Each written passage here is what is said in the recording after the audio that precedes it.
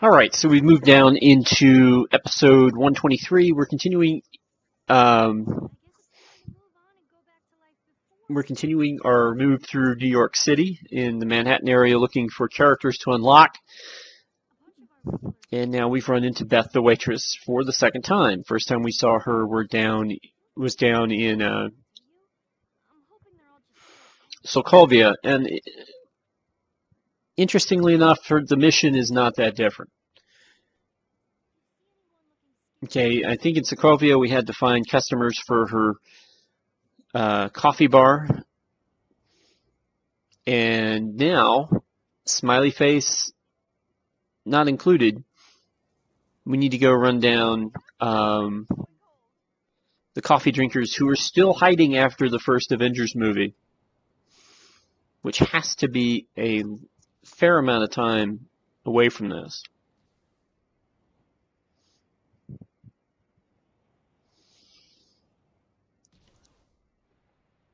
Okay, the building is fighting us, which I hope means that the person that we're looking for is down here on ground level. There are people down here, but it doesn't, my radar is not triggering on a particular person. I'm not getting a B signal. So I'm going to go back up top and see if there's anybody up here.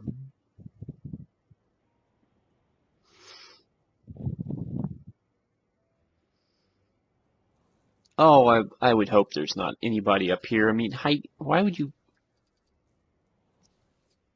To get up here to hide up here, it takes almost a world-class effort in itself. I'm of the opinion these people aren't very creative.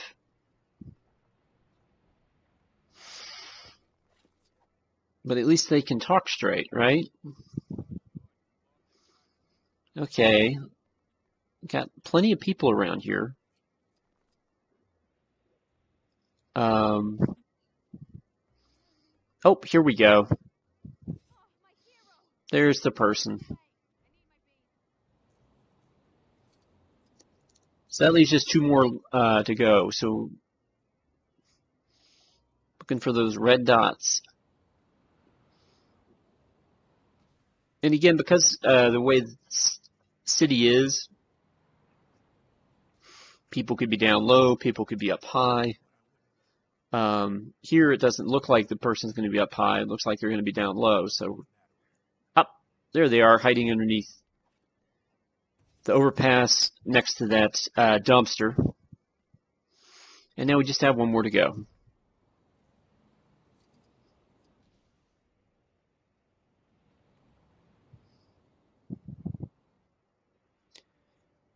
And yep, there we go. Taken care of. Now we just need to report back to Beth the waitress. The superpower of serving coffee. And we'll be done with this job. I'm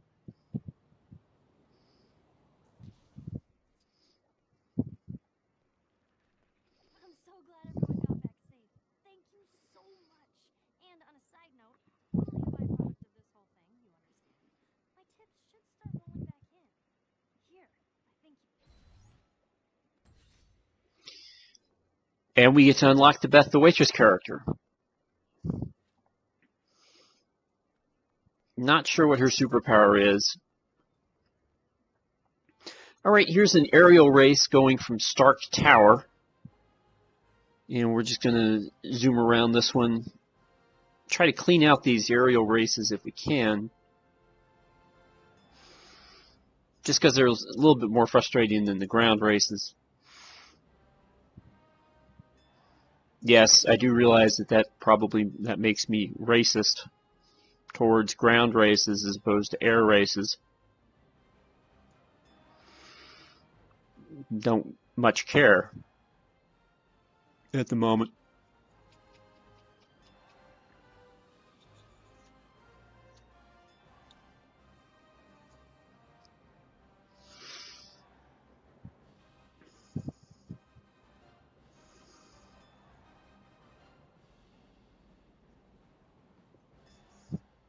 Alright, we've almost completed a lap around Stark Tower, but I'm not sure how.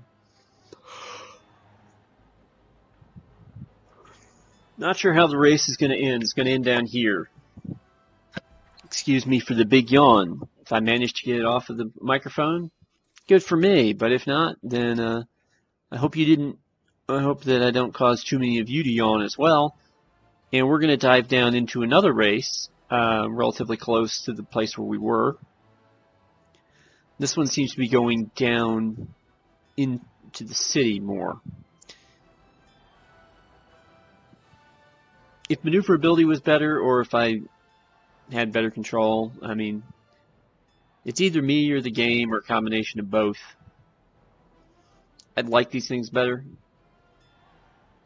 but I never can seem to get my character straight. I'm always bobbing up and down and adjusting rather than moving on a smooth plane from one obstacle to the next.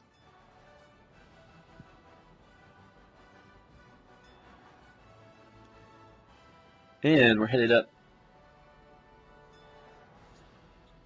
There we go. And that's the end of this race. So now we've unlocked the Chitauri Chariot. Then down on ground level is the next Agent Carter mission. So since, again, our normal thing with Agent Carter missions is to do them as Captain America with no helmet, so that Agent Carter can look silly for not recognizing us. Getting around a big city like this can be a little stressful at times, especially these days with giant green monsters rampaging down the streets in what is essentially their underwear. But it wasn't always like this, you know. Okay, so we have to drive Miss Daisy, or in this case, drive Miss Carter. So we are going to have to get a car, first and foremost. I should get to the SSR, I mean, the phone company, right away. Could I trouble you? Okay, that car turned down the street and didn't continue this way. So that didn't help. Let's see here. Oh, wait, there's a car. And like Grand Theft Auto, you can just sort of snag the cars. Unlike Grand Theft Auto, the people don't try to get them back. I didn't see you there, sir. And now we've got Peggy Carter. And now we go into something that I sort of dislike in this game just as much as the races. Driving. Specifically precision driving. Because there are a lot of obstacles, and in the black and white you can't always see them in the shadows. In quick turns to make, you're not necessarily going to get a warning that they happen because you can't really see that far ahead.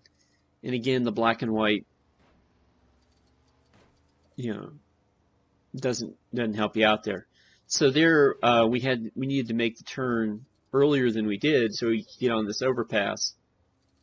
Since I was unable to do that, I'm going to do a 3-point turn here, and then the game's going to try to get us back on track by sending us up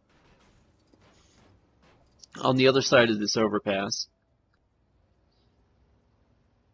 And I'm going to do a big U-turn. Nope, I'm going to back up. I think now I'm going to do the big U-turn in order to be headed in the right direction toward Grand Central Station. And then we just drop her off in the middle of the street. Your driving skills leave a lot to be desired, but you got me here, so that's a start. Anyway, mustache.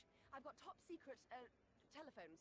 I would love to know if she gives you a different message if you get her there quickly or without too much trouble. But we get the Hellcat character token, and now we can move on to a ground race.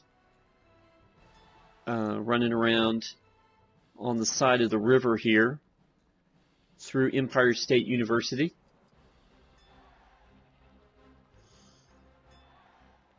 The home of the greats. Many impressive scientists learned their knowledge here, or taught here. But, you know, there's a fair amount of connection.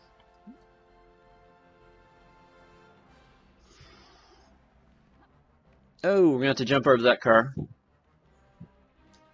And just barely make it in that gate. Although we get back into our rhythm here with that one.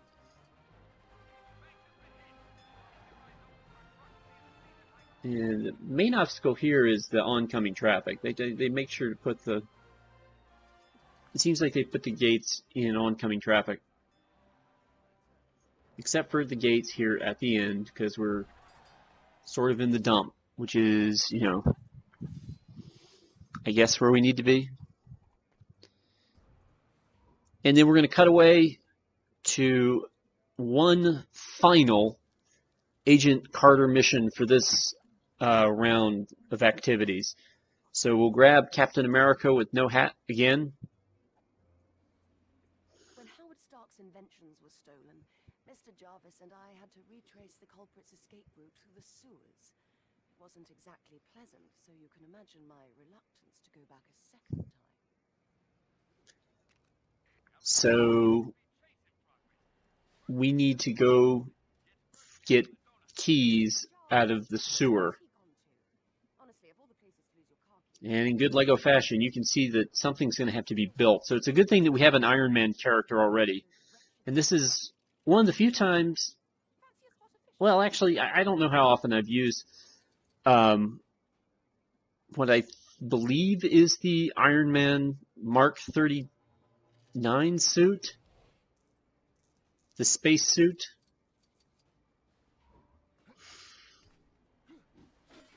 But we need more tools in order to build the hook that we're going to go use to get the keys. And then we're going to let Captain America do the honors anyway.